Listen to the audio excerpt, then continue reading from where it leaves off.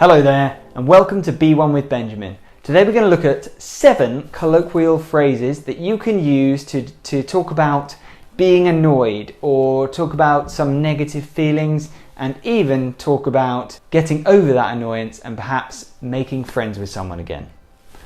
So by the end of this video you will have learned 7 new colloquial phrases and hopefully you'll be able to take them and use them in real life.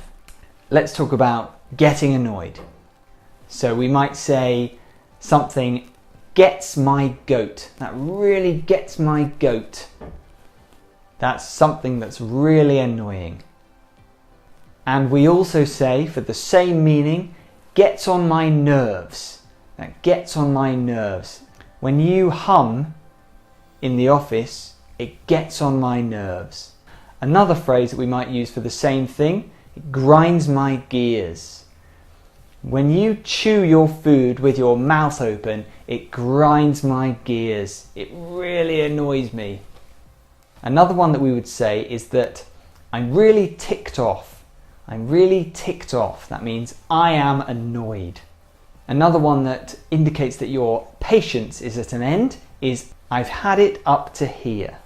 To have it up to here is to be annoyed, to have worn out your patience.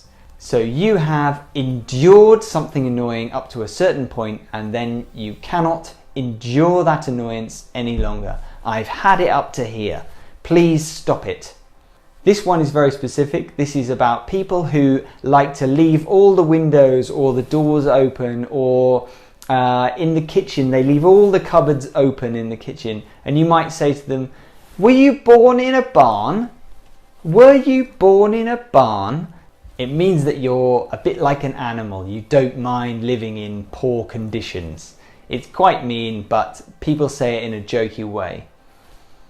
And finally, when you have become friends with someone again, or you want to, you're ready to, we say, let's bury the hatchet. To bury the hatchet is to make friends again. So we bury the hatchet. I was annoyed at you, but let's just bury the hatchet and move on. Okay, I hope you enjoyed learning these new colloquial phrases. If you did, please click like, comment or subscribe, and I will see you in the next video.